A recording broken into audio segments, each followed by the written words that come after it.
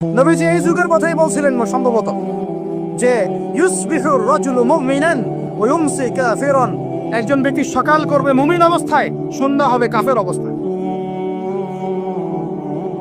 আস্তাগফিরুল্লাহ। ওয়া ইউমসি মুমিনান ওয়া ইউসবিহু কাফিরান, সন্ধ্যা করবে মুমিন অবস্থায়, সকাল হতে হতে কাফের হয়ে। ইয়াবিউ রাজুলু দীনাহু লিআরদি দুনিয়া, দুনিয়ার সামান্য স্বার্থে মানুষ তার দিনকে বিক্রি করে দিবে। বাংলার গ্রামে গ্রামে এখন এই যে খ্রিস্টান মিশনারিদের তৎপরতা দেখা যাচ্ছে। মানুষকে, মুসলমানদেরকে খ্রিস্টান বানানো হচ্ছে টাকার প্রলোভন দিয়ে, চিকিৎসা সেবার প্রলোভন দিয়ে। আপনারা কি দেখেও না বেকার ভান করছেন, শুনেও না শোনার ভান করছেন? যাদের প্রত্যক্ষ মদত এগুলো হচ্ছে, আল্লাহ পাকের কাছে জবাব দেওয়ার জন্য প্রস্তুত হয়ে যান আপনারা।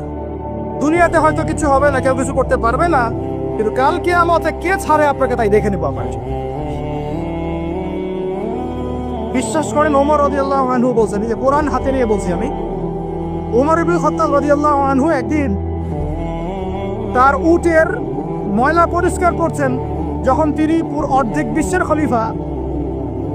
বিশ্বের খলিফা উটের ময়লা পরিষ্কার করছেন। আলী ইবনে আবি তালেব এসে বলছেন, ইয়া আমিরুল মুমিনিন, আপনি আপনার পরবর্তী খলিফাদের উপরে কত কঠিন বোঝা চাপাই দিচ্ছেন।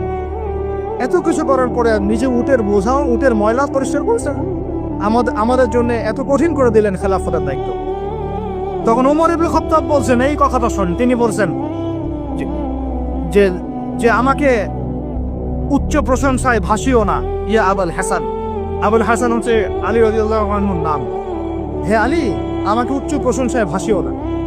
আমি ভয় করি ইরাক তো তখন মুসলমানদের আওতায় আছে, ইরাকের ফোরাত নদীর কিনারায় যদি কোনো ছাগলের বাচ্চাও না খেয়ে মারা যায়, আমি ওমর ভয় করি কাল কিয়ামতের মাঠে আল্লাহ আমাকে এর জন্য জবাবদিহি করাবেন। কি বুঝলেন? ওই যুগ আর এই যুগ লা ইয়াস্তামিআন, এটা কখনো একসাথে মিলবে না। এগুলো জাদুঘরে চলে গেছে এখন। তিনি বলছেন, ওমর রাদিয়াল্লাহু আনহু যিনি জান্নাতের সার্টিফিকেট প্রাপ্ত মানুষ, যার জান্নাতের ঘর আল্লাহ রাসূল দেখে এসেছেন, তিনি বলছেন যে আমি ভয় করি ইরাকের ফোরাত নদীর কিনারায় কোনো মেষপালক বা ছাগলের বাচ্চা, মেষ শাবক, তারাও যদি না খেয়ে পানির পিপাসায় মারা যায়, আমি ওমর ভয় করি কাল কিয়ামতের মাঠে আল্লাহ আমাকে জবাবদিহি করবেন। আর কিছু বলতে হবে আপনাদেরকে?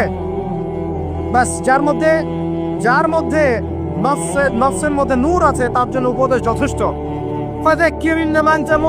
তুমি উপদেশ দাও, তুমি শুধু উপদেশ দাতা। লাস্তা আলাইহিম বিমুসাইতির, তুমি কারো প্রতি ধারণা নাও।